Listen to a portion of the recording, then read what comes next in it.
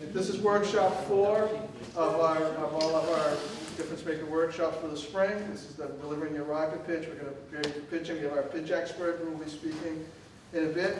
I'm actually going to start out right now, just kind of do some, we have our guest speakers. Rick, are you here?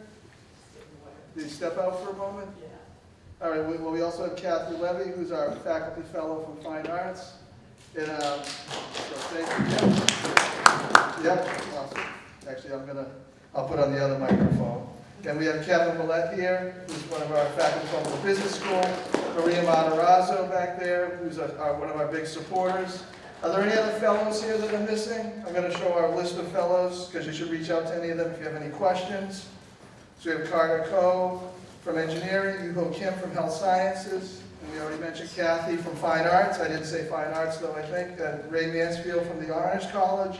Neil Shortland from Fine Arts also, Tom Wilkes from College of Kennedy Sciences, Kevin from the Manning School, and Kalila from the College of Engineering also. And there's pictures of them underneath. I'd also like to thank some people who've come out over the time, including Maria, Tom O'Donnell, Khaled, and VJ from the Office of Technology Commercialization also. So next step, so we got today on workshop 4, delivering the rocket pitch. So everyone's already signed up because you're here. But next week we have one-on-one rocket pitch coaching, so I'm going to talk about that in a moment. But every team has to sign up for one rocket pitch session. So, and I'm going to give you a link, and we're going to do that today. But we'll hold on for that for a moment, because I actually have a QR code. Then on the 27th, you're going to have your rocket pitch will be due, your poster will be due, and if you want to update your idea plan, that'll also be due that day. So those 3 pieces need to be submitted on that time. You're going to have a chance, so you'll get all your feedback is actually available on the IDEA platform, if anyone's seen that. It just got deployed today, so I'll show a picture of that in a moment. And then on the 4th, we have the preliminary pitch-off, which is what you're all here for. And on the 13th, the IDEA Challenge, which 10 final teams will be going to that. So tonight, I'm going to go over the rocket pitch. Actually, Kathy's going to start it out, but we're going to look at some team examples, which I'll be doing, and then Rick Sherburn will be having his presentation after. He's a pitch coach, and he's really good. So if everyone is anyone who hasn't signed up for individual team pitch coaching? So if you can take a picture of this QR code and sign up right now.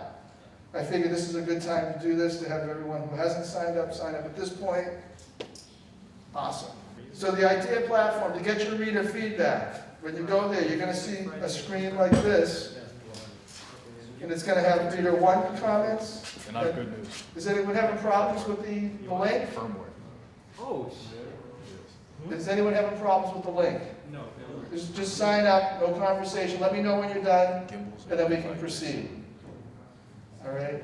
So basically, this is the IDEA platform where you get your reader feedback. When you log in, you select IDEA platform, IDEA plan, it'll come up IDEA platform. You'll see reader 1 comments, reader 2 comments. You'll also notice, you'll see a 1 and a 2. Does everyone see the 1 and a 2 underneath download? So that's going to be your version. So now you're going to have an option to do a version 2. And then you can actually look between the 2 versions if you want, and you can download either one. When you log in the first time, you will see your previous version, and you can start editing it. This is what your comments will look like. Now I just threw some samples in there, but this is what they'll look like. Now be aware, some readers don't put any comments. So if you don't see anything, I looked at everyone. There are some readers who did not put comments. Most likely they did not put, but typically one reader would put comments and one wouldn't. So you should have that option of seeing both, no, you should at least get some comments. So if one didn't and one did. If I get everyone's attention, please. So Kathy is going to present now, talking about sort of the structure of the slides and things to look out for. And then after that, I'm going to give a couple of examples of pitches. So thank you, Kathy. Yes, sure. Thanks, Dave. Big thanks to Dave for organizing this and the other workshops. We really appreciate what he's been doing while our director's away. And thanks to our food services folks, too, for providing us with another good meal here. Oh, make sure you speak in the microphone. Oh, yeah, sorry, microphone. It's right. You got it. No, it's right there. There it is. All set to go. As you can tell, I'm not really used to public speaking other than in the classroom. So I'm here to go over with you some of the points, selling points for your rocket pitch. And first off, I want to say congratulations to you all. I didn't get a chance to read all your proposals, but I did have the benefit of reading a few of them, and they're fascinating. So just being here tonight is really an accomplishment, so hats off to you. So I'm going to go over, this is the difference maker template for the pitch. And I guess maybe because it's spring semester and I always think of pitch, it makes me think of... If I adjust this over here, is that going to be, Yes, okay. does that help? Yeah, that's good, thanks. I think of baseball, you know, spring training, and but in this case, it's a metaphor for you throwing out your idea and trying to convince the judges the value of your idea. So one of the things to keep in mind, and I'll try to abide by the same rules, is to keep it brief, keep it, you know, about 5 minutes. Brevity is real important. Try to be succinct, you know what you're talking about as best as you can. And, you know, admitting that if they ask you a question, you're unable to answer it, I'll look it up, I'll try to figure it out. But if you can, try to anticipate ahead of time that you know, have thought about that question if possible. You'll only need about 4 to 6 slides. You can have additional slides as an appendix, and I've seen, you know, the proposals being delivered. And when a judge asks a question, and even though it might not be in the main slide, you know, the student will go and, you know, supply the appendix slide. So it's a really good technique. And we're going to use this rocket pitch template, which deals with, you know, the problem, the opportunity, the solution, and the resources. So that's basically what this slide's going to go over with you, the slides that I'll be delivering anyway. Okay, and then, so it's a 5-minute presentation on your part. The judges will have a question and answer period, which will be about 10 minutes. So, so the first one is defining the problem. And So did you have all the handouts? Did we give them? Oh, we got to get your handouts. oh, sorry. No worries, keep going. Yeah. Okay, so defining the problem. So we want you, again, to be succinct, a 5-minute delivery, have your other slides as backup, and be prepared for the judge's questions and answers. The next one is the problem. So, oh goodness. So we want you to be able to define the problem. I'm sorry, I skipped a slide here. Clearly state what it is you're trying to accomplish. Who's affected by it? And it's good to have the specifics as best you can. How important is this problem to solve? And do your research, do your homework, and show them that, you know, you've talked to others about it.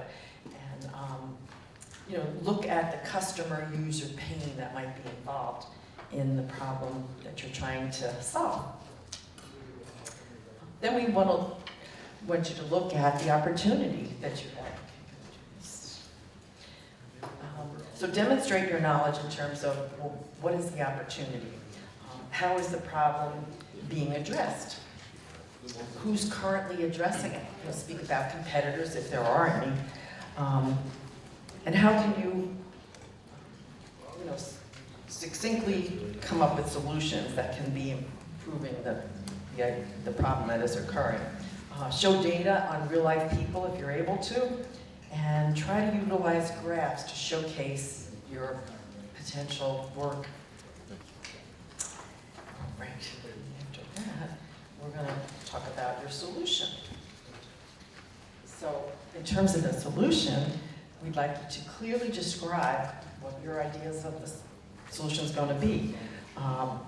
What value does your solution add to the problem?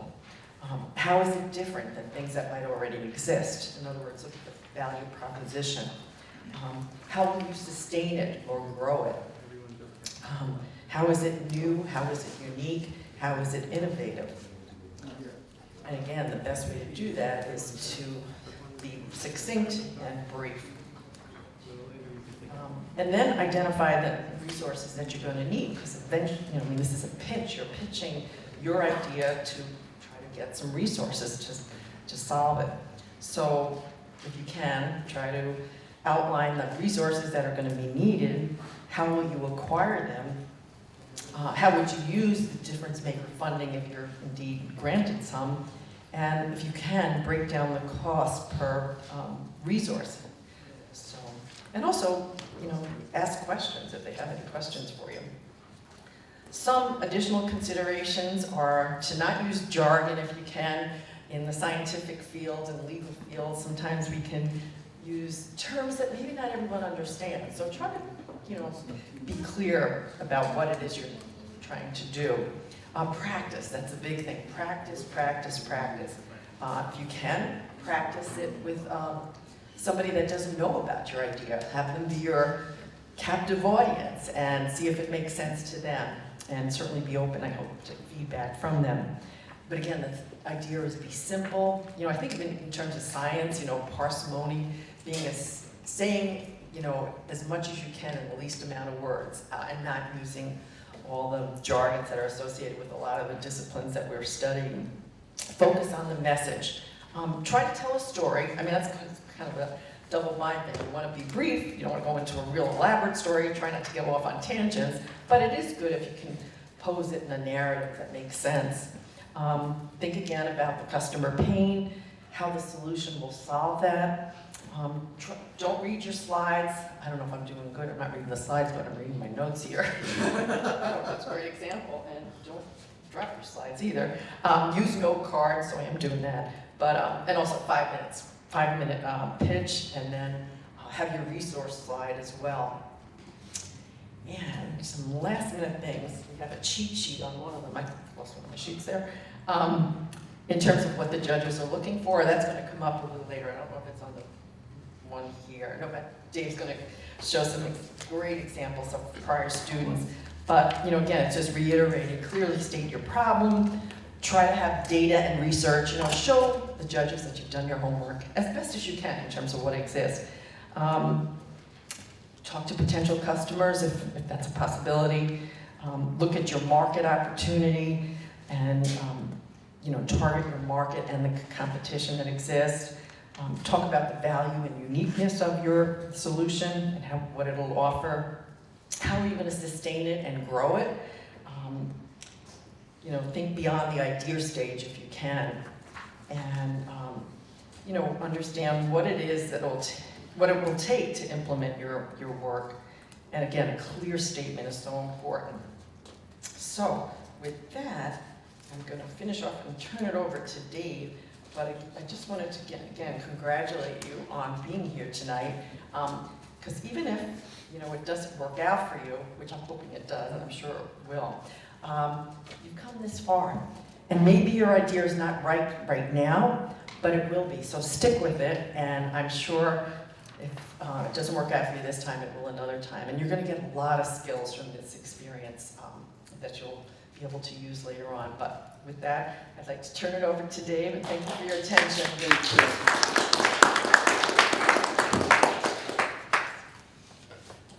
Thank you very much, Kathy. So speaking of coming back, so we had a team last year that won, was it Minds with Purpose. And they actually had not won 1 year, and then came back a second year, and they became one of the, they got social impact for $4,000. Yeah, $4,000. So it's possible to kind of do more research and continue on with your project. So we're going to watch a video, a company called 3 Point Stick, which was a pitch that we had. And I just got to minimize here and bring up our browser. Then we're going to talk about this real quick.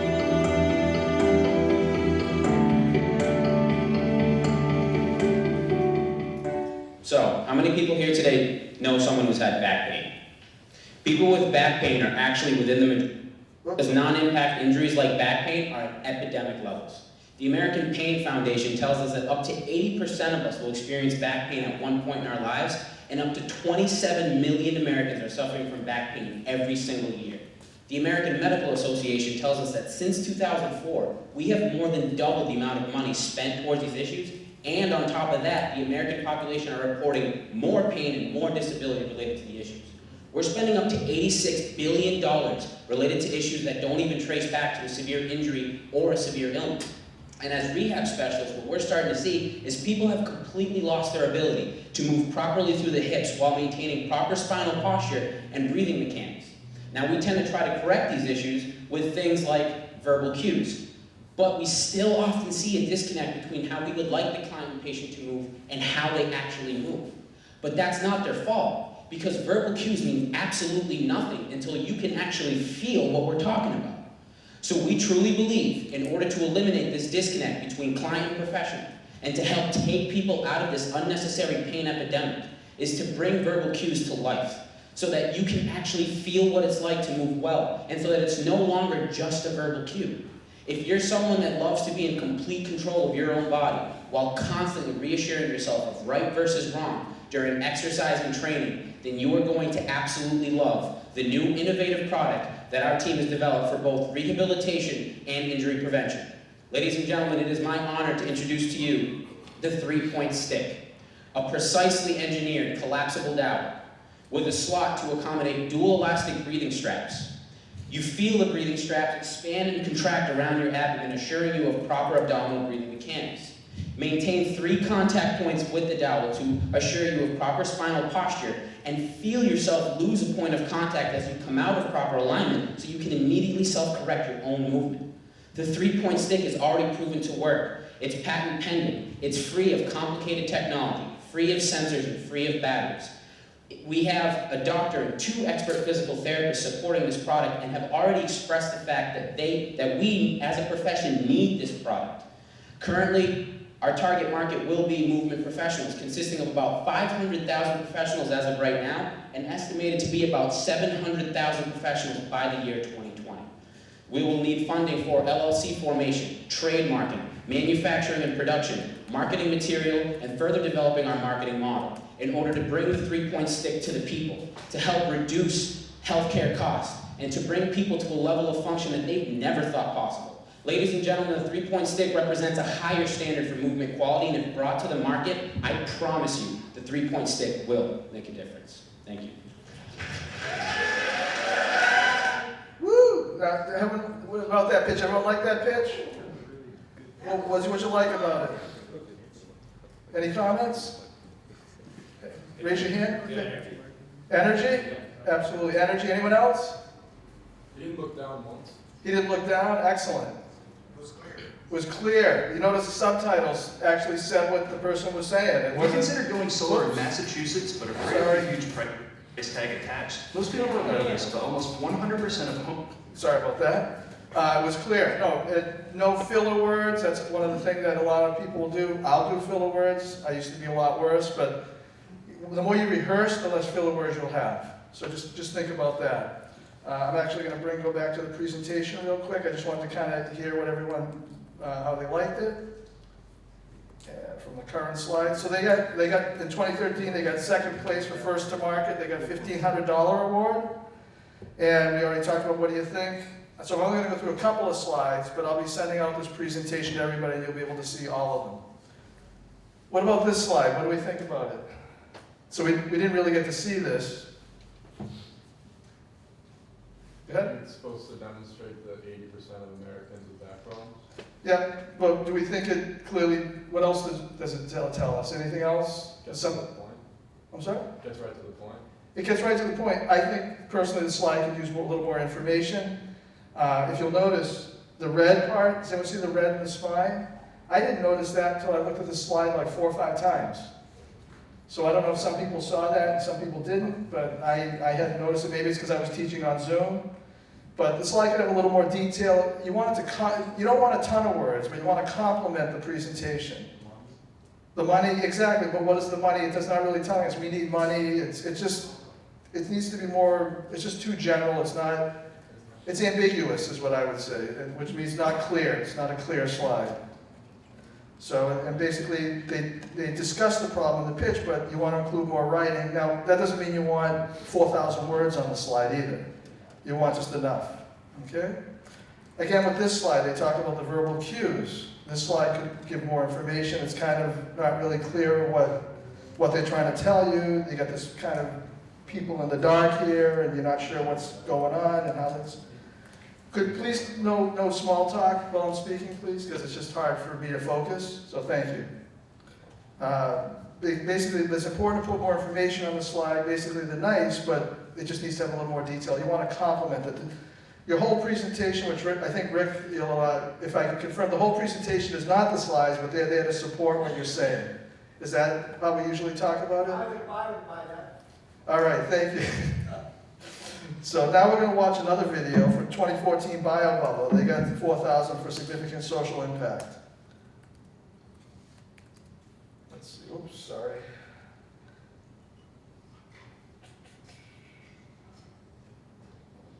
Oh boy, that needs to be bigger.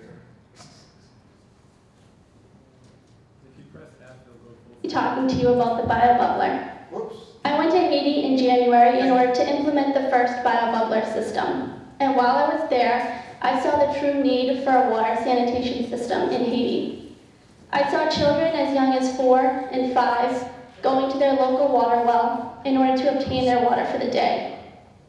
These water wells are shallow, surrounded by trash and sewerage, containing water that no child or person should be obligated to drink. On another occasion, one of our friends did not show up to the Haiti Development Center because the night before she had put bleach into her water, that it caused her and her family to be rushed to the hospital. These occurrences are normal in Haiti and opened my eyes to the true need for a reliable and inexpensive water sanitation system. I will now pass it on to Noel, who will talk about the BioBubbler and the other problems in Haiti. So one of the major waterborne diseases in Haiti comes from bacterial diarrhea, and about 7% of the population tend to die from that. So their current problem right now with the sanitation system is that it's very expensive. There's an osmosis system that can be taken down there, but there's technology needed for that. There's electricity needed for that, which they don't really have much of.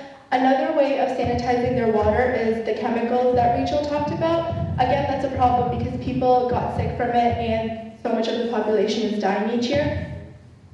So here's our BioBubbler. This one was our original design, but after doing a little bit of marketing research, we realized that the people of Haiti want something to look like an actual bubbler, just like that one, because it shows that you're wealthy in Haiti. People in Haiti that are wealthy actually have clean water through a bubbler. So it's made from completely indigenous materials, such as a banana bark tree trunk. It purifies water by just the means of sand. Regular beach sand is okay to use. There's no harsh chemicals or advanced technology. Again, the advanced technology is the osmosis system, which is a lot of people in Haiti are not able to afford that. And it's inexpensive to produce. It costs $3 to produce one BioBubbler. There's almost no maintenance. If the sand gets too dirty, all you have to do is swirl it with a stick. So as of now, we haven't had to do that, and we've implemented one in October. And last but not least, education enables scalability and sustainability. That's a very big point because we have 4 Haitian students right now in Haiti helping us out, and we would love to give them some scholarship money. And there we actually have these made. These are how-to flyers for the people of Haiti, and the 4 Haitian students are helping us out with this. They're actually giving these to people in Haiti and showing them how it's made. So these students know how to speak English and Creole.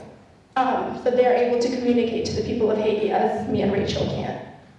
So some of the positive outcomes for the BioBubbler, we have already designed 7 BioBubblers. 5 of them are implemented in Haitian homes, and 2 of them are back at the center, and we are doing more research on them, and we're doing more testing.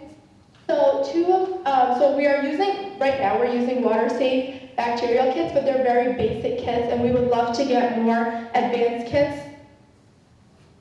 This kind of brings us into our resources. So under $5,000, there's a lot we can do. We can get more advanced kits that we would like. We are able to give each Haitian student $100. That's plenty for them. An average Haitian person makes about $300 a year. So if we can give them at least 100, that's plenty for them.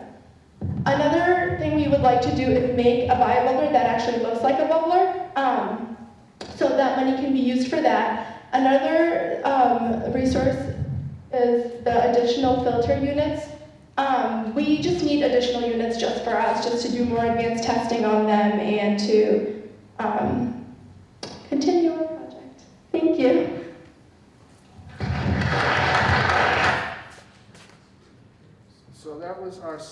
presentation. I'm gonna close that now so it doesn't start playing. Oops, sorry. That was our second presentation, and we're gonna close it now, and then we're gonna talk a little bit about that. So what do people think of that presentation? She seems sweet, but her words lack cohesion and direction. So you thought it was a little choppy. Now, they had a lot of interruptions, if people will, you notice like there were noise things and what have you. So I think that was definitely part of it. But I also think there was some filler words that might have helped if there was a little more practice. And I think, is that what you're kind of referring to as the filler words? Exactly. Yeah, go ahead. I like that she started off with an antidote, kind of brings the audience in. You brought the, yeah, very good. I like that. One more, I'm just going to start this before, anyone else? So they did oh, Maria? I don't know if that's what Kevin said, but they took a problem that was remote and made us understand here why it was important. Yeah, Maybe that's what Kevin said. similar, yeah. They did a great job of that. No, they really do, and we're going to talk about their slides, because one of the things that this team, I think, they do really well is their slides when they present. So I'm only going to go through a few of them, but they have sort of the, their introduction, they talk about who they are. But this slide is really good. So they talk about major waterborne disease and is bacterial diarrhea. One of the things I don't like in general is I don't like using percentages unless it's in context with numbers like this. Like when they talk about the 712,000 people a year, that to me is big. 7% doesn't really mean anything to me, but the 700,000, 2,000 a day, that means something to me. That, because if I say 7%, if it's 100 people, that's 7 people, that doesn't, but 700,000, unbelievable. But simple sanitation, they talk about that, can improve the life of many. And they say the current problem is they have a choice between the expensive technology, the chemicals, or just none at all. And it's just, they really do a good job. I think, frankly, we could even get these slides a little shorter, but I think they really do a nice job. They tell us what it is, they tell us those numbers. Then they talk about, they show this, how they have the 7 filters in place, and then they talk about how they do their testing, and you'll see that graph, and they say there was a positive test at the beginning, but as they continued to test, they didn't have any positive ones. And they talk about where they have them located, they talk about the type of test they're using, the water-safe bacteria test, and they should mention that in the actual presentation. And then we have the thank you slides. Now, one of the things that Kathy talked about is those appendix slides. You want to have good appendix slides that will potentially answer any questions. So you want to anticipate questions they might have. If you don't know the answers that if they ask, don't pretend to know the answers. Don't make things up. Just say, like Kathy said, I will research it. So remember, there's barriers to communications. People might be with hearing aids. I actually had this slide presentation set up with subtitles where it would actually present captioning of the words I was saying, but the application did not allow me to do it on this computer. Back at my desk, every word it says, it does a really good job. But make sure you speak clearly with an appropriate pace. Use an amplifier like we have the microphone here, and use captioning, which I talked about. And you remember your slides, they complement what you're saying. The slides are not the presentation. You and the slides together, and the slides complement what you do. And remember, so here's an example. Let's write it all down. So I see students try to add their notes to a slide so they can simply read the slide when they are making their presentation. Please don't read from the slides. If you're reading from the slides, you're not making eye contact. Does anybody see as I read this slide? This kind of demonstrates why you don't want to read. Plus, it's uncomfortable to look at. Makes me want to leave the room. It's just a lot. But so try to do things in brief bullet points so everyone understands what you're saying. And then you want to think about what the judges are looking for, your clearly stated problem, data and research that complement the story. So the data and research are part of it, but they're going to complement. When they talked about what the real problem was, they really told a story of how those people are suffering. If you talk to people, bring out the highlights of what you've spoken, what they've said. Talk about the market opportunity, talk about your competition, your target market, the value, your unique value proposition, which is what looking at your competition and talking to people will help you determine, and how you'll sustain and grow your business. That's really important. And if it's a nonprofit, you still need to make it sustainable. You have to figure out how you're going to do that. You want to show that you understand what it takes to make this happen. and how you use your difference maker funds, okay? So now we have Rick Sherburne, our pitch coach, coming up to do a presentation. So thank you, Rick. If you could come on down to the difference maker front podium. Good afternoon, I'm Rick Sherburne, as David said. Thank you for inviting me back here, David. I did this workshop last year. Prior to that, just to give you a sense of why I'm here at all, I had been for 20 years on staff here at UMass, first in the Communication and Marketing Office, and then I was the director of the Special Events Office. So I was right in the mix when Oprah Winfrey came to campus, and during graduation I was one of the people there, so that was the function that I had. I was a part of the discussion of how a lot of these rooms would be set up. This room is about 10 or 12 years old, I think, maybe a little bit older than that. And talking about the difficulties and the challenges of the acoustics in this room and how it will be used and that sort of thing. So all of that will come up a little later on. When the pandemic struck, there wasn't a lot of call for live events for a while. So I decided at that particular time that I would take advantage of an offer that was extended to people of my age, and decided to leave the university at that time and to do what I had been doing for several years as an adjunct, which was be a presentation coach, a speech teacher. So every time I hear that phrase, I'm a pitch expert, I cringe a little bit, because there are certainly things that I can share with you tonight and I hope will be useful to you, but I don't want to pass myself off as an absolute expert, and there are certainly things that have been mentioned tonight that are already great pieces of advice for you. So we'll get on with it from there then.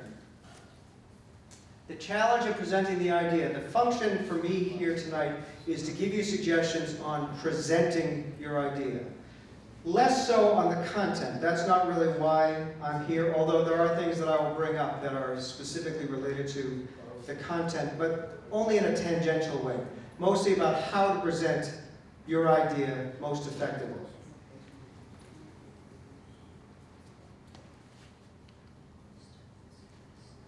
Judges evaluate two things. Obviously, they're looking for the soundness of the idea when they're evaluating in the contest. But they're also looking at the speaker and the team. And that's the piece of this that I want to talk to you about, is what things to have in mind to make yourself present yourself in a way that maximizes your performance.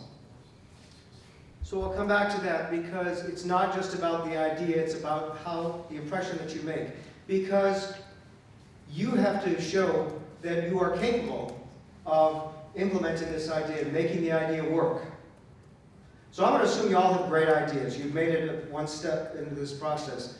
I'm going to talk about presenting yourself here this evening.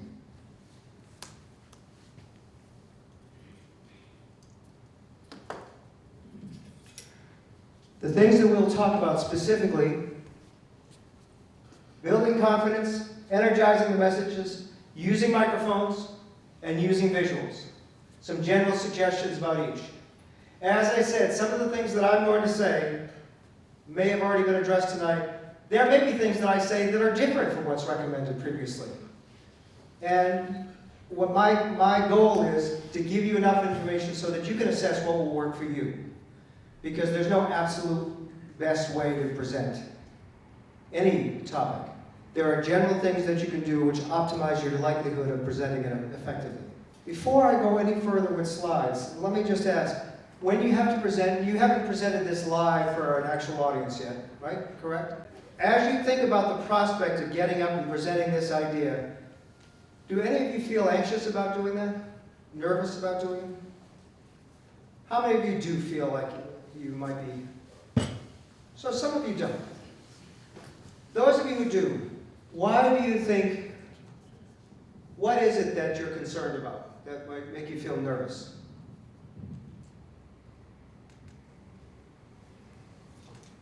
Yes, sir. How clearly you speak? You're concerned about you won't speak very clearly? Yeah.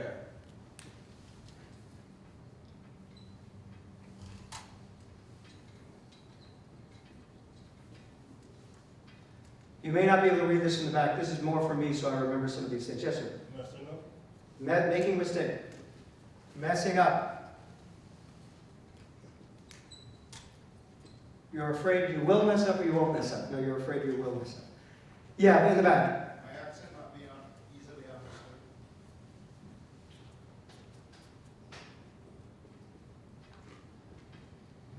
I'm just going to put accents so we can address that. Yes, sir. Want to have all the answers to their questions?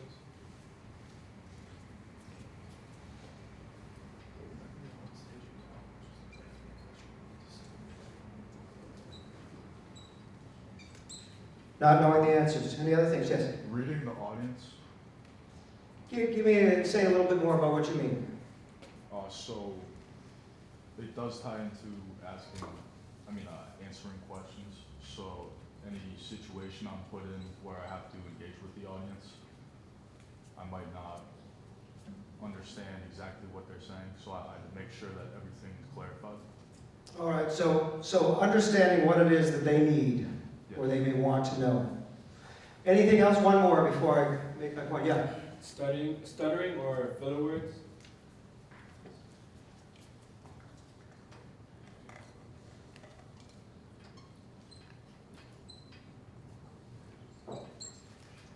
Now, we've heard filler words a few times, but nobody's actually, I think, defined what that means. What's a filler word?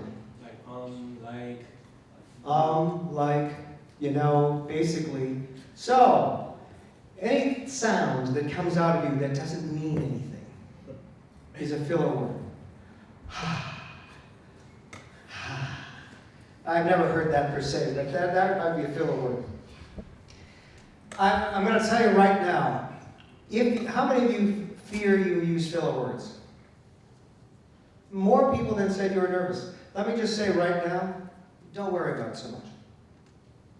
It will get better with practice, as David said. And there are some things that I can suggest, and I'll explain to you as we go, how you can get past that. But most people will say to me, I talk too fast, or I use a lot of filler words, and then I listen to them, and I don't really hear it. It's something that either someone has given them feedback, thinking they're a good thing. You use a lot of ums. You really got to cut down the ums. I heard 3. Everybody uses them, almost no matter what language you speak. Americans tend to use a lot. Spanish speakers have their own sound that says this purpose. What is it? I hear it in Mandarin speakers. I can't understand what they're saying otherwise, but I hear those sounds, those repeated sounds. It is a human function that we all do. The question is it a potential distraction? That's when you need to be concerned about it, but it's not a big stumbling block. It's not going to keep you from winning this contest. So don't worry about that first. We've covered a lot. Speaking clearly, messing up, having an accent, having it not be understood, not knowing the answers to questions, reading the audience, stuttering or filler words, and I'll just add one more.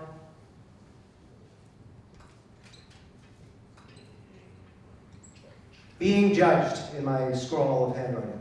Being judged. We don't like to be judged. You're in a contest, though, where there are judges as part of the contest. So you kind of have to figure out how to get around that. So these are reasons for nerves. Before I go on to any more slides, when you give this presentation, or when you give any presentation, how would you like the audience or like the judges to see you? What are 1 or 2 adjectives you'd like them to use about you after you finish talking? Yeah. Confident. Feel free to hollow them out as I'm writing. Knowledgeable? Sure, one I always have to think how to spell. That was right. Competent? Wasn't it? Competent?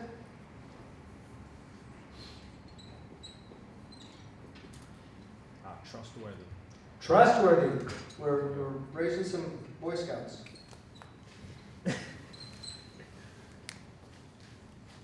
Anything else? How do you like to appear?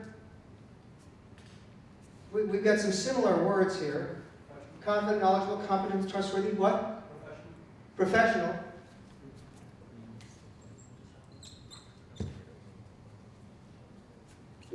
you have to project when you're presenting an idea that you want to win a prize for? Yes, sir. That you actually care about your public.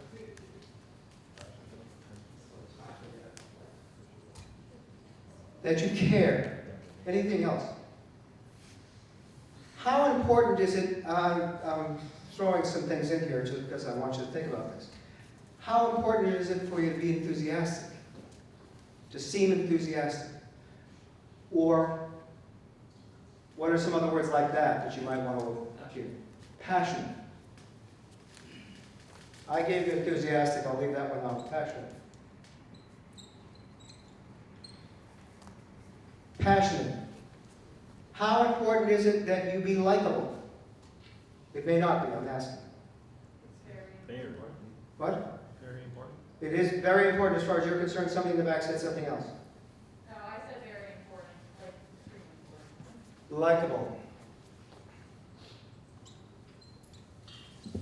All right, so we've got a reasonable sample. You may think of other things that make the impression. And notice these things would differ depending on the audience and the situation. If you're in a social situation and you meet someone that you'd like to date, just for example, how would you've all probably been in that kind of situation. How do you want that audience to see you before you ask them out on a date? Handsome, lovely, funny. Any of those words about your impression. These are things that we process even without articulating them all the time when we're in front of audiences. How do I want to come across? So the trick is, how do you connect that desire to look that way to actually looking that way without having this nervousness get in the way? And some of you said you can never get nervous. Well, let me tell the people who said you do get nervous or you're anticipating being nervous about this, and some of you said no, you feel good. There is no correlation between the people who say they're not going to be nervous and the best speakers. Did you all catch that? There's no correlation between the people who say they're not nervous and the best speakers. Because all of these feelings of nervousness are reasonable concerns. You don't want to make a mistake. You want to be understood. You want to know all the answers. That's a reasonable motivation. The problem is when you let those concerns get in the way of succeeding. So,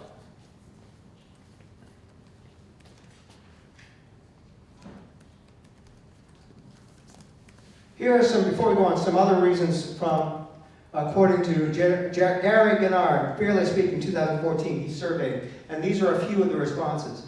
I feel self-conscious or nervous. I'm afraid I'm not ready to present. I think I'm not as good as others who are speaking. I'm afraid of failing. All of the kinds of things that you all made reference to here.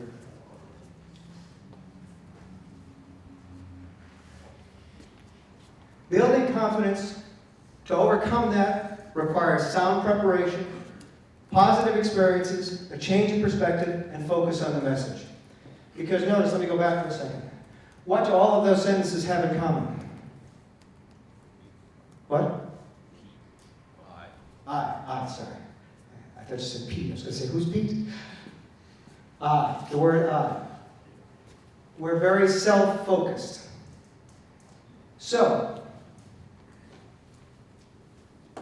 prepare the best you can, get to know the material, simplify what you want to say, because you've only got 5 minutes. 5 minutes flies. This is not a long dissertation. This is, I've got to make my impression in 5 short minutes, and I've got to accomplish all of these perceptual things in addition to the specific things that I'm going to say.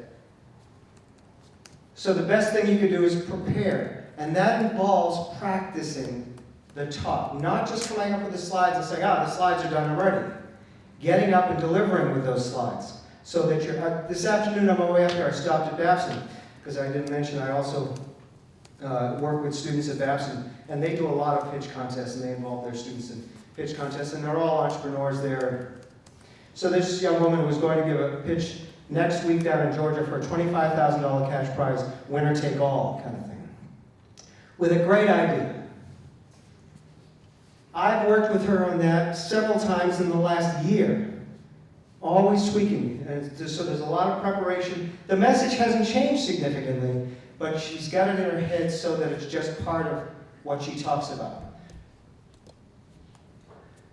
What I've tried to help her with, and what you all need to have that helps nervousness, is having positive experiences. Getting up in front of people. So this is why I'm going to tell you, don't avoid standing up and having the opportunity. If somebody says to you, would you get up and say a few words? Don't say, no, let somebody else. Do it. Especially in this environment, because let me tell you, nobody in this context, judges or whomever, or even competitors, wants to see you fail. They want to do better, but they don't want to see you embarrass yourself. They don't want that. Nobody is feeling that. And that means when you give each other feedback, you should do it in a positive way. Not that you have to say everything was great. You just say it in a way which suggests support to each other. Because this is the time, this is the place where you get to fail without a problem. That's what you're here for. That's what this those of you who've got a real idea that you think, in a year from now, I want this business to be off the ground. Great. That's fantastic. Those of you who are here because you want to go through the exercise and learn some skills so that you can do this another time, that's okay too. That's what this time period in your life is for. Change your perspective. That means when we're thinking about nervousness, how does nervousness manifest itself in somebody? Just shout out some things that you feel that says, I feel nervous. What does that mean? Yeah. Woman. What? Women. Not exactly. Well, I'll have to rephrase my question because I phrased it badly. Not your fault. Women make him feel nervous, or could make you feel nervous. But I'm talking about what is it you feel physically that indicates nervousness? Yes, sir. Thinking. What? Overthinking. Overthinking.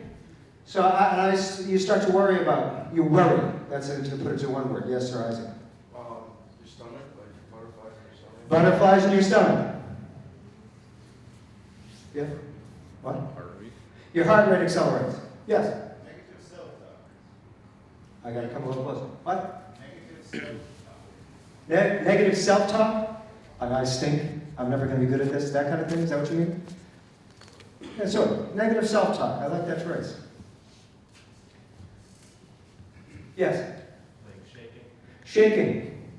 Oh, I remember when I was about 10, getting up in front of a recital in front of all the parents in the school, and I had to play the trumpet, because I played the trumpet then. And it went great. It went great.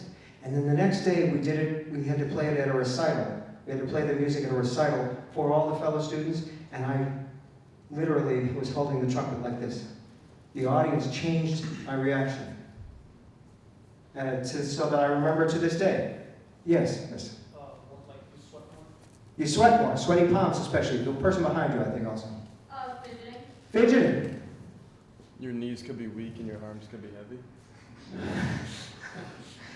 That sounds like a lyric, a Bob Dylan lyric. Your knees can be weak and your arms can be heavy. Absolutely. So anyway, yes. What happens for me is like a heavy feeling in my chest. A heavy feeling in your chest, like you're sick, perhaps. All of these physical feelings. Now tell me, how many of you like rides at the amusement park? Roller coasters? Oh, very, very few. If you've ever gone on and why do you go on those rides if you get, do any of you, you like going on them, do you ever get feelings of anxiousness? Every time. Does your heart feel heavy in your chest? Do you get shaky a little bit? Maybe you're sweating a little bit? All of these things, they're the same feelings. But you're in a circumstance where it's not nervousness, it's excitement. It's excitement. So the trick is, if you have the feelings about a presentation, first of all, recognize it's probably safer for you than going on a roller coaster. But second, change your perspective on it. I'm not nervous, I'm excited.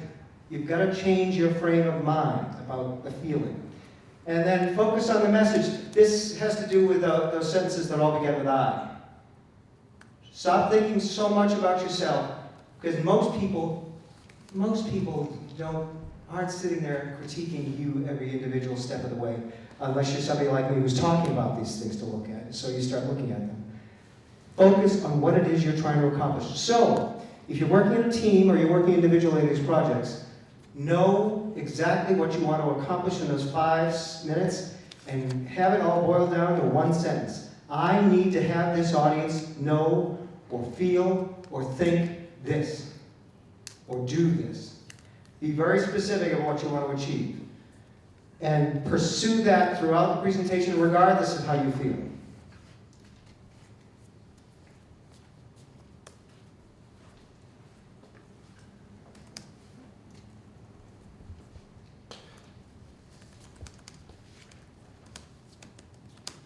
Now, I'm going to take up some nonverbal communication elements now. That we just talked about dealing with nervousness, building confidence. There's a quick discussion of those things, admittedly, and you'll need to contemplate and think about those things and how effective it will be for you. Now I want to talk about nonverbal communication, things that we do in front of an audience that either work or don't work, so that you have an idea, so you can think in terms of what can I do that will be more effective when I present. The single most important thing that a theorist named Albert Moravian, who mostly did his work at Yale in the 70s, 80s on nonverbal communication. The impact of nonverbal. You've probably heard this before.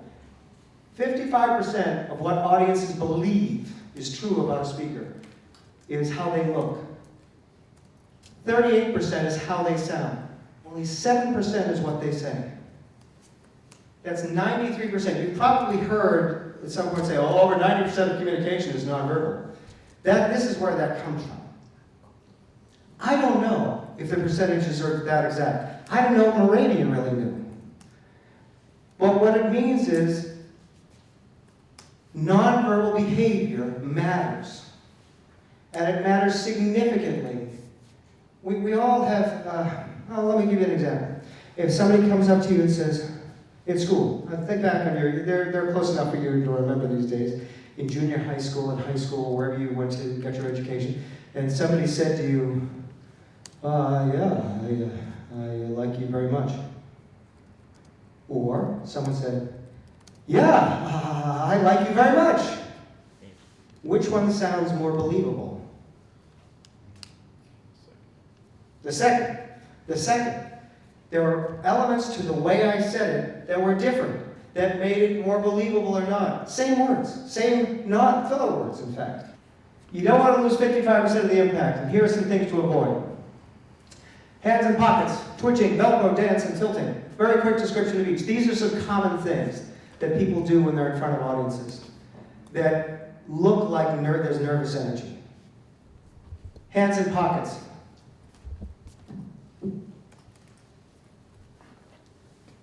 You may have done this in front of an audience before. You may have even been told it's a good idea. Why do I have it up here as a problem? Yes? For multiple reasons. One, being able to see your hands can actually be good if you're doing hand gestures because it accentuates how you're talking. Also, hands in pockets kind of makes someone feel closed off to you. And so you can be giving them like a bad vibe that you're not trustworthy. So, trustworthiness? We want to be trustworthy, so if it makes you look untrustworthy, that's not so good. That also limits the way you can communicate nonverbally. Yes, sir? You also can't hold the microphone anymore? I can't hold the microphone anymore. So I have to either shout the way I'm doing, but invariably, let's just focus on the hands in the pockets. These are the second most expressive part of your body, your hands. The most expressive is the face and the elements of the face, right? They want to be part of the communication. They will move anyway. So I often see people do one of these two things if their hands are in their pockets. Either because there's energy in them, they will start to flutter in the pockets. Or they'll gesture. This is very, very important. If those of you who can see my hands, very, very important. I've seen this, people gesturing with their hands in the pockets. Or I've had people with their hands in the pockets, I'm digging for some change. It's the only reason I carry change anymore is for this example.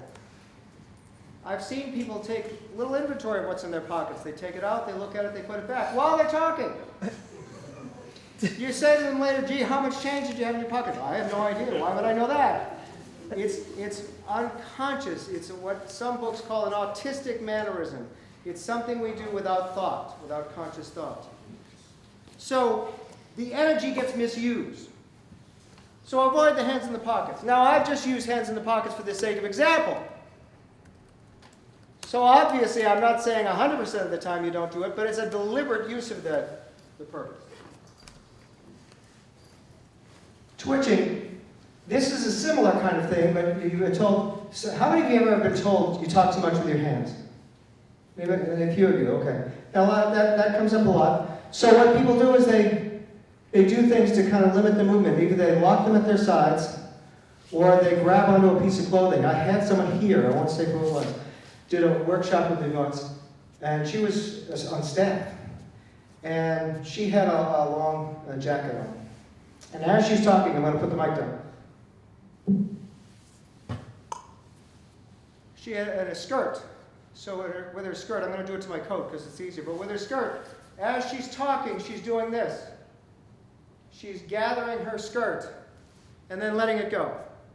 And then gathering her skirt and then letting it go. It had a little crease, set of creases in it before the end of the time. And we were doing a presentation class, and I videotaped it, and I showed that to her in one-on-one. And it was a shock for her, but you have to become aware of these things to correct them.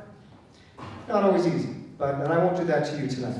But that was something that she was doing, so there was this twitching going on in the hands, again, because they want to move. Velcro means when they're stuck together, or they're stuck to the sides. You've probably seen people who talk with their hands together like this, or down in front, or in back. For the same reasons I talked about hands in the pockets, they will want to move. So either they'll twitch, or if you gesture at all, it'll be very small so they can get right back together. Dancing is too much activity with the feet. It's not wrong to move, but if you're going to move, do it with purpose. And recognize that most of your visual communication, especially in this room, you can see me from in the back from about here up. My feet aren't communicating an awful lot. So only do it when it's helpful to transition. I can move. Now, for this contest, you're kind of trapped. Looking at that video, you kind of have a particular spot that you try to stand in just because who knows why. That may be the way the space is set up. But the bottom line is, you don't need to use your feet so much. You can stay, for 5 minutes, you can stand in one place. If you put the energy somewhere else, which I'll get to in just a second, you won't even feel the urge to move. And then finally, the tilting. This is just in place. Anybody do this sort of thing, swaying? If people told you sway? Again, it's just nervous energy. What we call nervous energy. Not having any other place to go, so it moves the part of you. I don't want to move my hands. In fact, invariably, when I have somebody who sways, I look at their hands and they're probably together. Because the energy doesn't know where else to go, so it goes down into the feet or into the hips.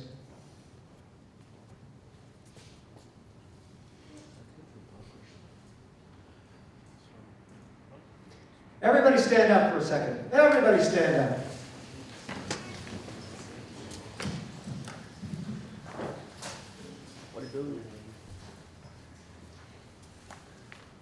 The ready position. This is a physical activity presented. So, how many of you ever played baseball? Raise your hand. If you ever played an infield, what's the ready position when you're an infielder? You bend your knees. You crouch a little bit, you put your hands out. That's the ready position. You're ready for action. Somebody want to demonstrate the ready position when you're playing tennis? When you're about to receive a serve? Maybe pivoting just a little bit with the racket ready to strike.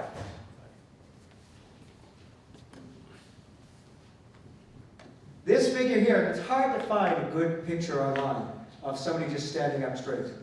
but this is the ready position more or less when you speak. Balanced stance means feet about hip distance apart. Don't lock your knees, just kind of stand there, and your arms at your side. Everybody stand in a ready position to speak. I like to stand slightly on the balls of my feet, so if I want to step, I'm ready to do it. And it kind of energizes me. All right, sit down. You all did that beautifully. Thank you so much. I may have you do some other things more interesting as we go. Use that position whenever you're not moving otherwise. This will be your default position, arms at your side.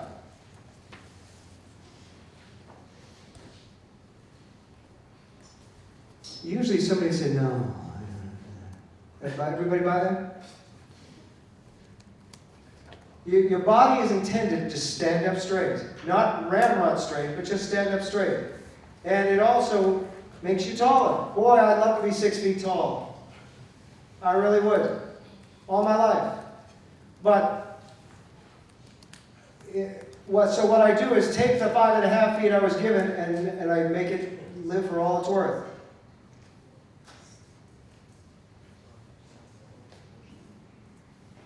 I'll come back to the effect in a little bit.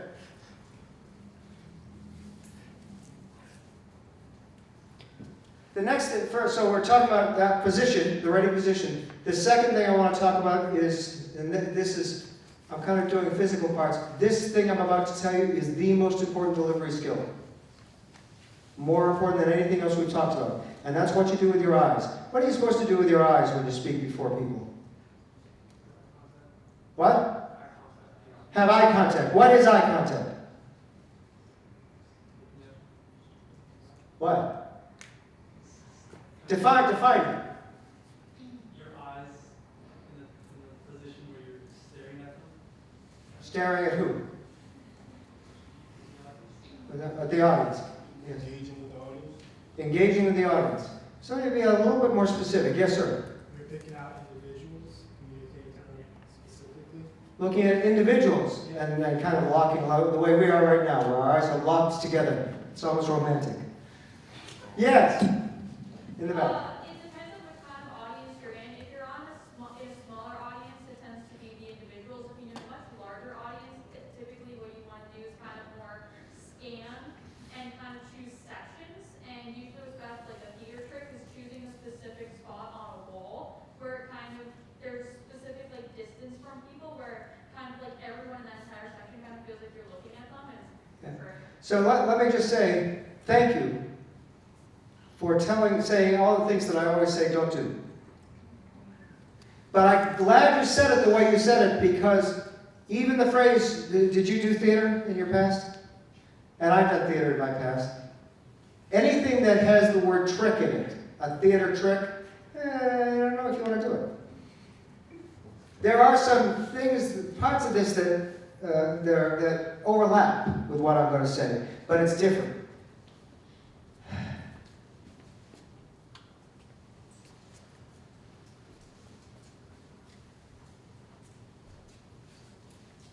Before I go on any further, so eye contact, let me go back to the definition for a second.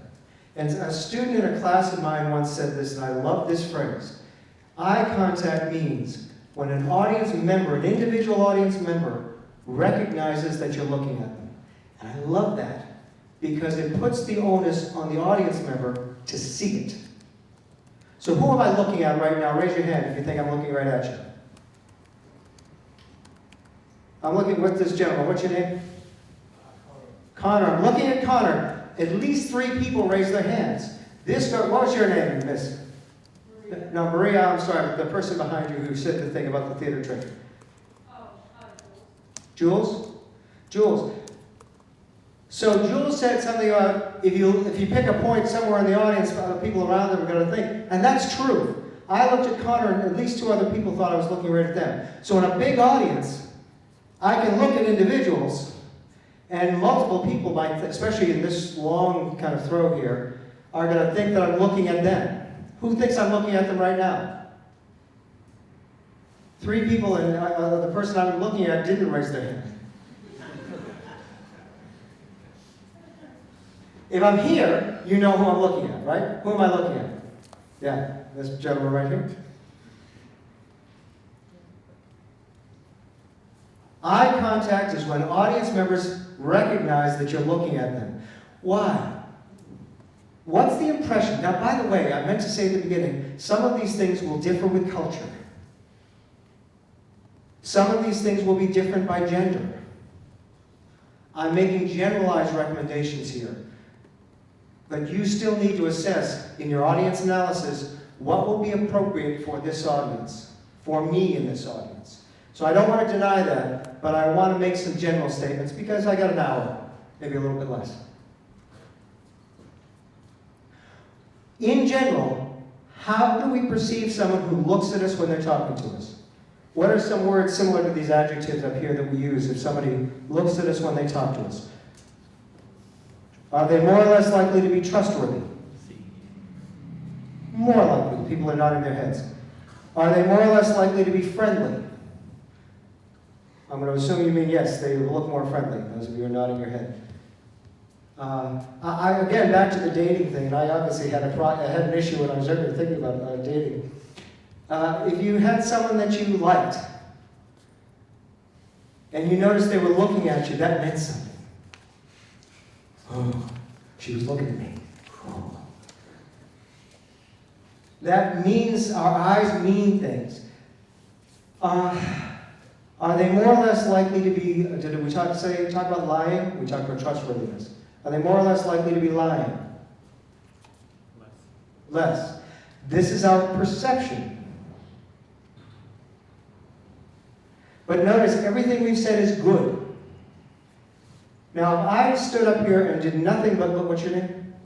Quinn. If I do nothing but look at Quinn for a half an hour, well, and I do it and I have my face like this as I'm doing it, that's going to start to look odd almost immediately. And then I keep doing it even now. He's going to start to get annoyed that I'm using it as an example because he feels obligated to look back.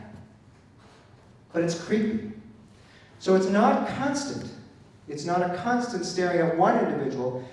As soon as you get multiple people in a room, it's to your benefit to look at individuals, but you don't stay with one person the whole time. So how do you gauge it? So you're not doing this scanning of the room.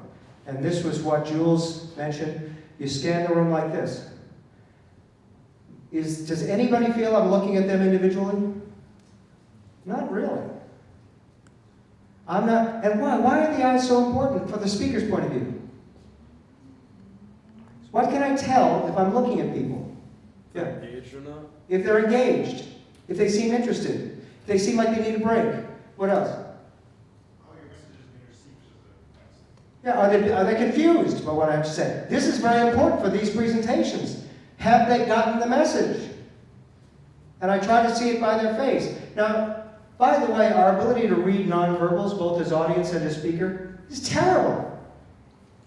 We are into Malcolm Gladwell, if you're familiar with him, did this whole chapter in one of his books, and I'm forgetting the name of the particular book, but he talked about how bad we are at reading nonverbals. And he explained this in relation to people who get arrested or people who are believed to be guilty instead of innocent when they're taken into custody based on their nonverbals. Well, they didn't act innocent. And they use that almost as a source of evidence. It's inconsistent. It's unreliable, but we do it. So as the speaker, it's worth having those things in mind. So let's say I look out and I see somebody who looks confused. I never assume that somebody's genuinely confused. When I see one person, how does somebody look? What's the worst kind of reaction an audience member can give you? Forget confused for a second. Yeah. Disinterested, shut down. Disinterested, they're bored. They're bored. That's the most common response to that question I get. How can I tell if somebody looks bored? Yeah. They're sleeping. They're sleeping. I've never actually had somebody in an audience actually sleeping, but that would certainly be an indication of something negative. How else do people show boredom, do you think? Yes? No emotional response whatsoever. No emotional response whatsoever. How else? They're focused on something else. They're focused on something else. Their phones. This has become a very difficult problem, especially for teachers nowadays. and I mean younger people who have their phones out all the time. They're not engaged. They're not focused. They're bored. They think the phone is more interesting. They are looking out the window. This is one of the reasons this is a very challenging room. It would be to teaching all the time, because there's so much going on around you. It's hard not to be drawn out there, even for the speaker. Any other things that show boredom? They don't look at you. So all of these things, but let's say, what's your name? Diego. Let's say I looked at and Diego's yawning.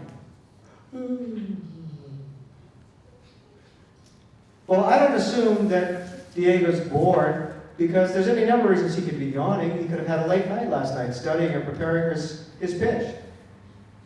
But what I will do is I'll start to look around. What's your name again, sir? Right there. Yeah. Maybe you didn't tell me. Yes. Hod. What is it? H-A-A-D. Hod. H-A-E-D? Hod? H-A-A. Okay. Aha. All right. If I look back and he's looking at his watch, and somebody else over here is looking at their phone, and somebody's staring out the window, well, now I've surveyed the audience without giving it away, and I've seen disinterest. So what can I do? Do I say, you're all pretty bored, it's going to be on the test? You've probably heard people say those sorts of things. Is that the best way to help them pay attention? What might you do? Yes, Maria. You could pose a question to the audience. I could ask them something, and I would say, Diego, tell me, what do you think about this? And wake him up. I put the question more generally, because I'm not here to make Diego feel bad. What else could I do? Yes? Pose a break, maybe? Give a break. That list, inviting you to go to the restroom or something as I was getting up here was on purpose. What? Make a joke or something? Make a joke. Show something else, yeah. Would be more dynamic help? Be more dynamic. Daring to be dynamic helps. And we'll talk about what that means. So in terms of what you do with your eyes, and this is an old picture, the fashions are out of date, but I love the photo. Focus the eyes, one person at a time, one thought per person, one idea per person. And this picture is deliberately blurry behind her, with her in focus. So, eye contact, and I'm moving around to allow myself to do it, but if I were to stand here, it's Dave? Dumont, sorry, I can't quite read your... If I'm looking at Dave right now, I'm going to give him a thought, meaning I get to a logical place to pause. Then I look back at Diego and I give him a thought. I can then go all the way back to Kathy way in the back and give her a thought. And now she knows that I'm looking at her. Suddenly she started paying attention to me. But 3 or 4 other people around her may think I'm looking at them, which is to my benefit. It's a halo effect. But I'm delivering a thought, I'm giving it to individuals, and I'm breaking it up by pauses. And what do we often do instead of pausing when we speak?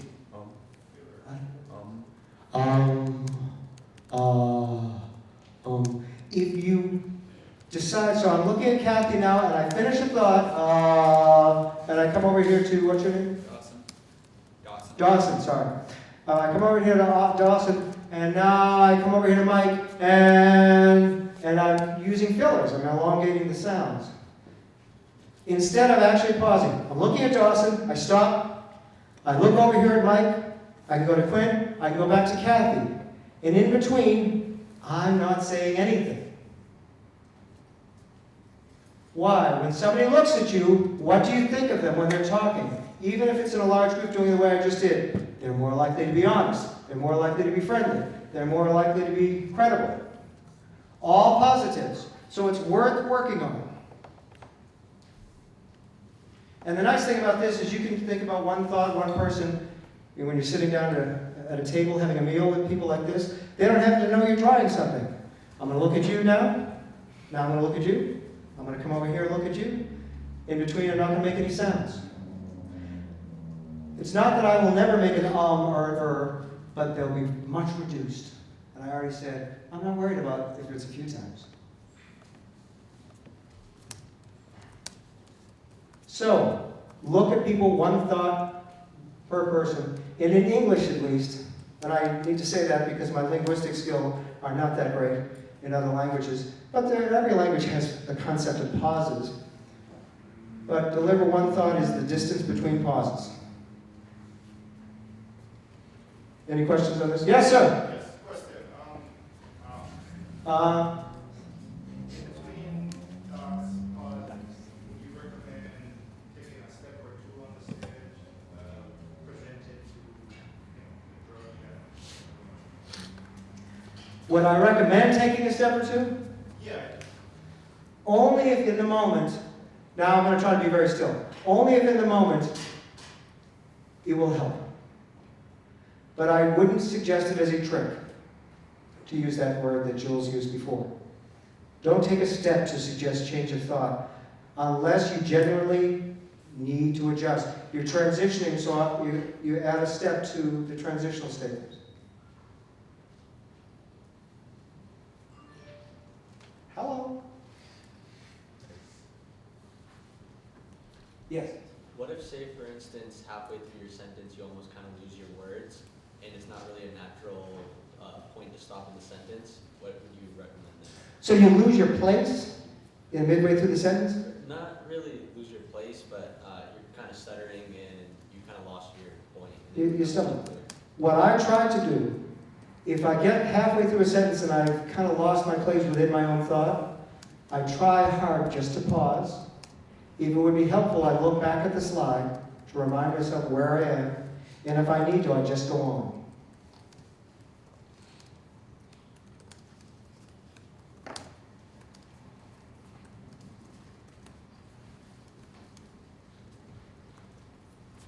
Now I want to talk about, yes sir, before I go on, yeah. Yeah, I was gonna say, is it okay to have a slight walk on stage while reading your pitch? Is it okay to have a slight walk on the stage? Yeah, walk while reading your pitch. I'm going to say that in general, don't overvalue walking.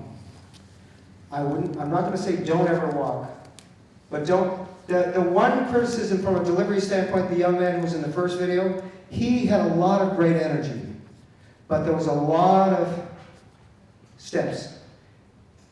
Chris Rock is a good example of this.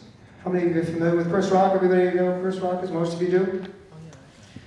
When he gives his routines, this is him. He's like a caged tiger, back and forth. And he's enjoyable, right? But if you had to get a 3-hour lecture from him every Tuesday and Thursday, it would get pretty tiresome. So I'm not going to say it never works, because obviously it works for him in certain circumstances. Just don't overvalue it. Don't think, well, I'm going to walk and it's going to make me look more comfortable. Because after a while, you just start, it looks nervous.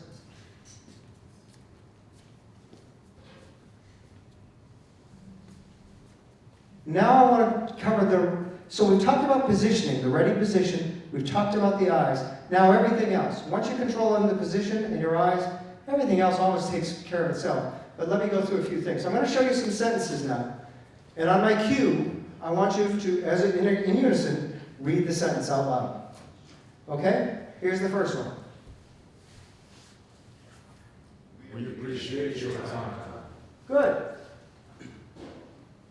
We're excited to talk about our project. We're passionate about helping. Terrific. Thank you for that example. Because I asked for it in unison, and because they're completely out of context, this is pretty much what I heard. We're excited to talk about our project. We're passionate about helping other people. We appreciate your time. I did them out of order, but you get the idea. I don't know why I'm hitting the microphone that. There's no feeling in it. Now, I gave it to you, and it's devoid of meaning. So that's how you read it. And that's understandable. The problem is, I hear these phrases all the time, both in pitches and in other presentations. We appreciate your time. We're excited to talk to you about our project. We're passionate about helping people. And I hear them with that much meaning and feeling. You don't want to lose the 38% of the impact in terms of how it sounds. Low volume is heard as monotone, and that's perceived as boring. So for instance, I've got this microphone, but I'm still speaking on a scale of 1 to 10. What would you say, 1 being whispering, 10 being screaming, where would you place my volume?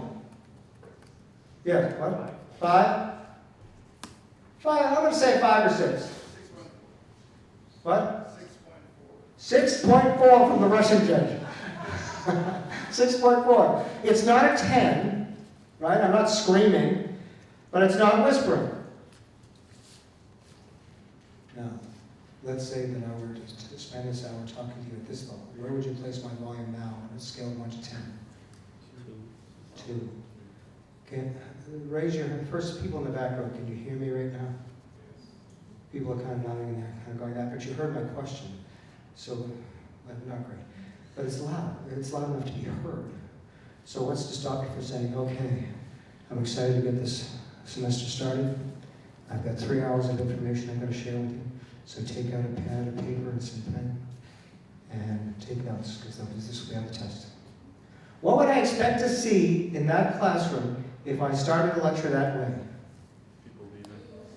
People leaving, perhaps? Or if they, let's say it was a requirement, they had to stay? I might literally start to see heavy items. After only about 10 minutes. Your voice is not enough, it's not enough to be heard. Even with the microphone. Because that volume level 2 is here. Can you still hear me in the back, Kathy? Kathy?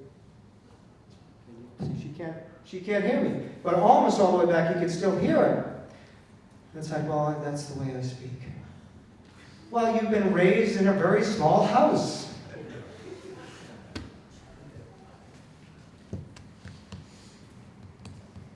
So what you want to do is, in any circumstance, whether you're using a microphone or if you're just talking, you want to shoot for a 6 to a 7. Perceptually, it's a subjective scale, but it's better than nothing. Why? What does the volume, the elevation of volume, how does it change my voice now versus now? If I drop too enthusiastic. Seem more enthusiastic? I seem more enthusiastic. Well, not. No. But I said I was very enthusiastic. Why would you think I'm enthusiastic? What do you think, I'm a liar? Yes, Kat? At that lower level, it takes less effort? In fact, if I ever get hoarse, it's because I've been talking softly on the phone most of the day. So it's more effort for the listener, I think, and it consumes your energy, and you fade out. Yeah, you can fade out. But I want to just get something, the physical change in my voice. Less enthusiastic, but what else changes in my voice when I go from this to this? How does my voice change besides the volume? Yes. Less passionate. I think you're right, but you're giving me emotions. What physical change happens in my voice? How else is it different than being softer? Clarity. Clarity, maybe? Yes, Steve? It's deeper. It's deeper. Wow. Right. I don't mind that either. 6 feet taller than deep voice, yeah. But it's the other thing related to that is it's more monotone. It gets flat. So, when you, and I know you know what, let's try something here. I'm almost out of time. Forgive me. Hang in there a couple more minutes. We're just going to use the word O. O-H. O. I'm going to ask you to say that word, and I'm going to give you 4 scenarios, 4 intentions. This is an acting exercise, on which to say the word O. So do you understand what I mean? I'm going to say 4 things I want you to make this voice, but I want you to react in the way that it's indicated. Okay, so the first one, and then I'm going to cue you on a 3 count. You're going to say the word O upon seeing a cute newborn baby. 1, 2, 3. Oh, that wasn't a very cute baby. One more time. Cuter than that. 1, 2, 3. Oh. You're getting there. Now try this. You've just witnessed a foul ball that was almost a home run. 1, 2, 3. Oh! Well, we're getting there. Oh! On 3, you've been punched in the gut. 1, 2, 3. Oh! Good. And finally, this is a little tricky, pay attention. You've heard the news of an engagement, of friends saying they got engaged to someone you hate. 1, 2, 3. Oh. My point here is, they're all different. You've got vocal variation capability within your body, tied to emotional response. Not that, well, let me give you the next example.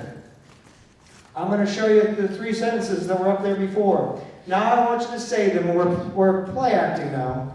So I know it's not sincere because it's still out of context, but I want you to say these 3 sentences, one at a time, trying to capture the meaning of what's said.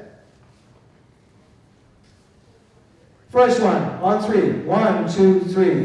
We appreciate your time. Good. Second one.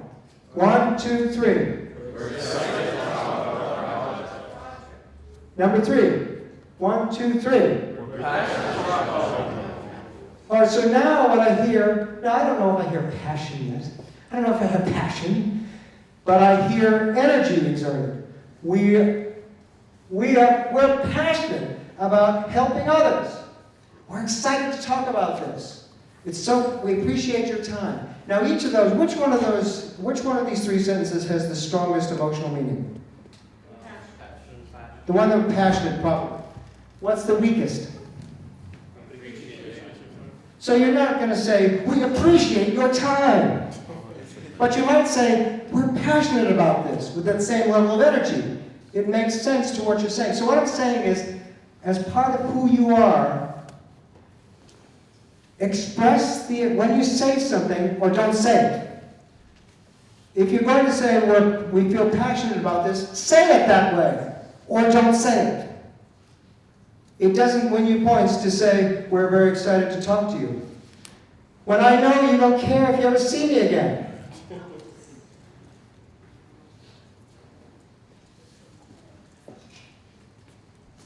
So, energize your message with these few things. Balance your stance and move with purpose. If you're going to step, move with purpose. Rest your hands at your side, but use them to describe and emphasize things. Increase your volume, which will also increase your inflection. Even with a mic. Because as I've already shown, if I don't put a lot of energy in my voice, all the mic does is amplify a dull voice. And you saw that in those videos. The first person especially was you got a sense of passion from him. The folks who followed, not the same level of passion, but they were still committed to the idea, and you got that sense from them. Why? Why does it matter how you seem, how your feelings seem to matter? Because, and think about it with this presentation. A week from now, when you think back on it, more than 90% of what I've said you'll have forgotten. But you will forever remember how I or anyone else has made you feel. That's just life. So it matters how you present.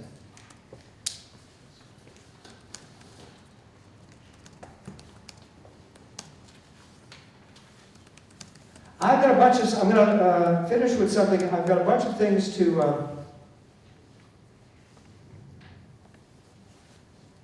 forgive me, I'm just getting a paper out of the way. I'm pushing my limit here, so I've got some things that I'll have David have folks make available to you regarding visuals.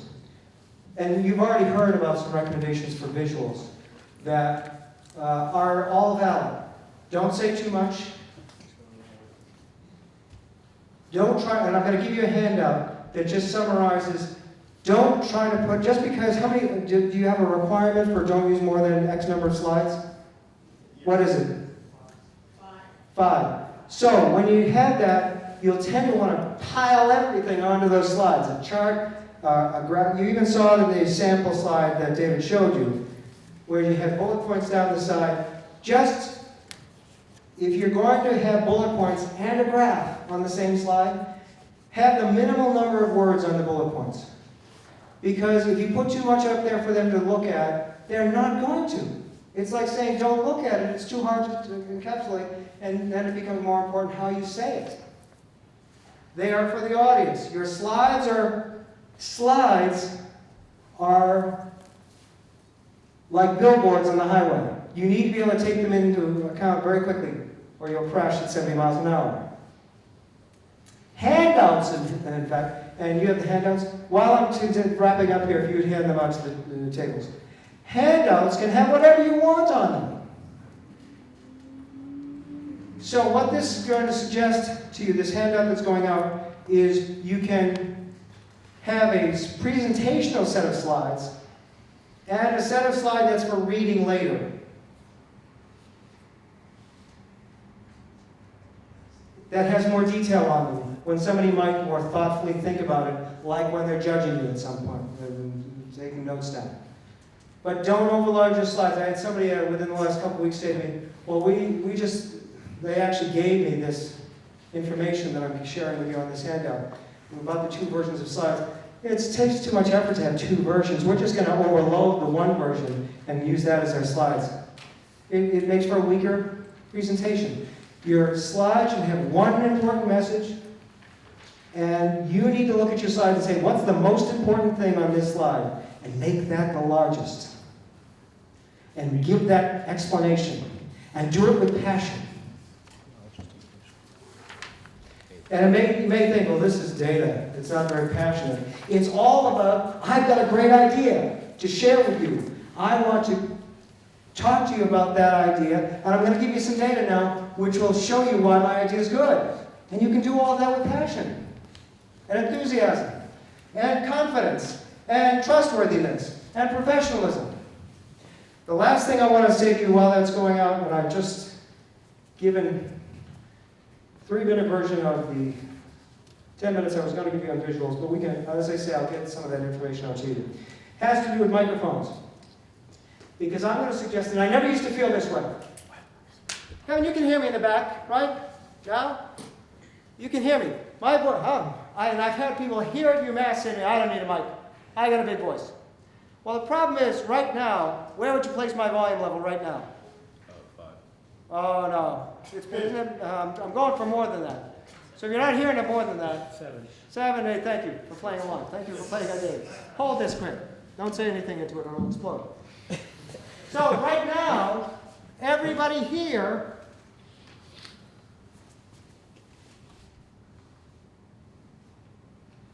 right here is getting the darker blue of these arrows. My sound is very close to them and they're hearing it. Notice how it changes for you when I go back here. Oh, I'm going to walk around because I like walking around. I'm still going at the same volume level. Has my voice changed now, Quinn, for you? Where would you place my volume level now? Play along. 3. 3, thank you very much. It drops. It's just physics.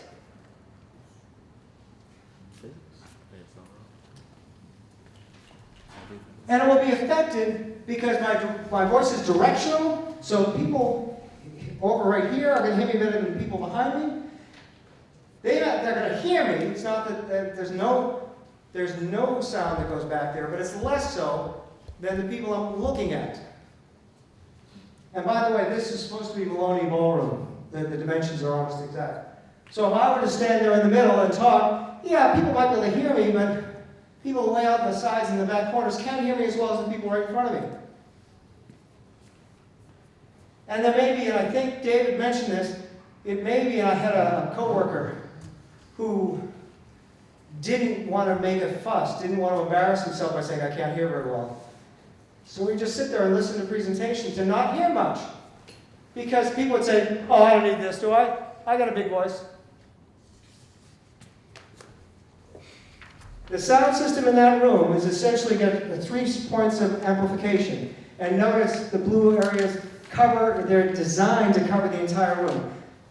Sometimes rooms aren't always this symmetrical and from the front. This is a very strange setup because we've got these speakers running in this direction. But these have been worked on over the years to give this room better sound quality. And it's not too bad now.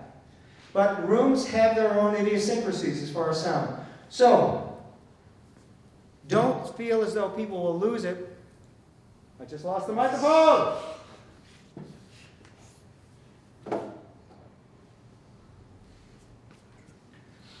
Don't feel, wow, there we go. Don't feel it diminishes you to use a microphone. And don't feel that you still shouldn't give energy when you're using a microphone. Somebody who's sitting over there with a microphone can always turn it down if you're too loud. Make them turn it down. Use the big voice, but this will help make sure the distribution of the sound is better. And that includes more of the audience. It shows the audience, I want everybody to hear this, even though I have a big voice.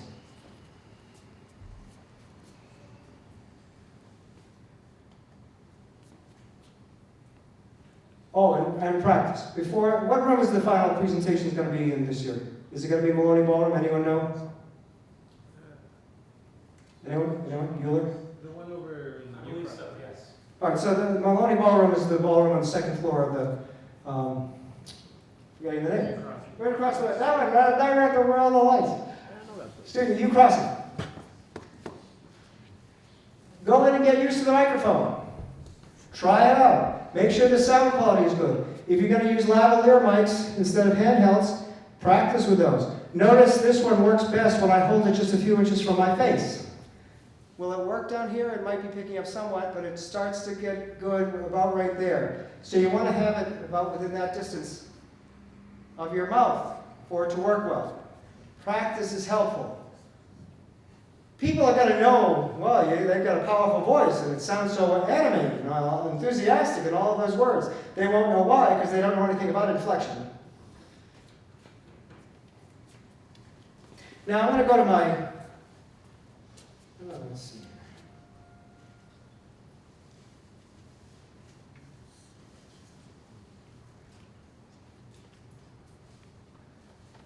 Ostensibly my last slide. Are there any questions about anything I've said to you? Okay.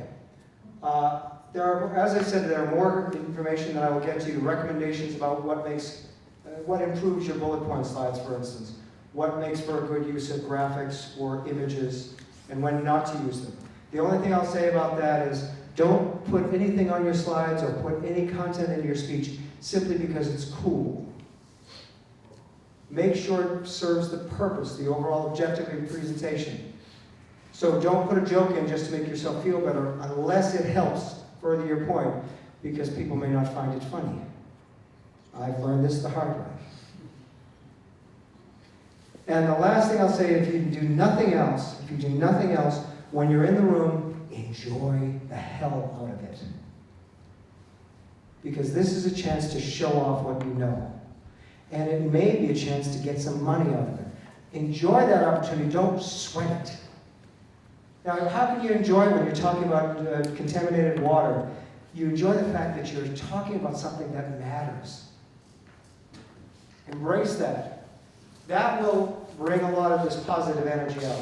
What makes a good speaker? Understanding your purpose and communicating it with positive energy. And everything I've said here is about positive energy. Positioning that's already positioned, that is balanced, eye contact which connects with people, and energy in your voice and your hands that helps you communicate your point. Anything anybody wants to say before I hand it back to Kevin? All right, thank you very much for your time. Best of luck.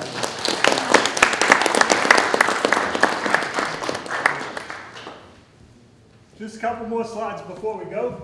Thank you, Rick. Thank you, Rick and Kathy, for doing a great job tonight.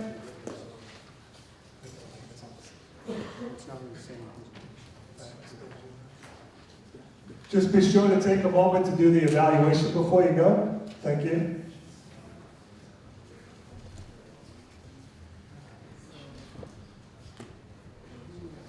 So we just want to go over the next steps, as you can see right here. The semifinalist teams will be emailed by David regarding a mandatory one-on-one rocket pitch contest session from March 20th to 24th. The rocket pitch using the PowerPoint template.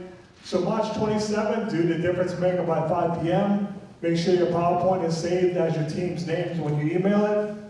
Semifinalists revised idea plans, log in the idea platform account to make revisions as needed.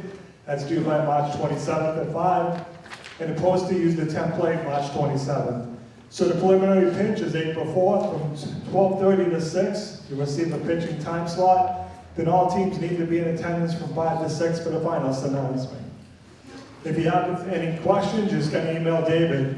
So again, just take a moment to fill in the evaluation form, and thank you all for coming tonight. Don't forget to connect with us on social media. Thank you.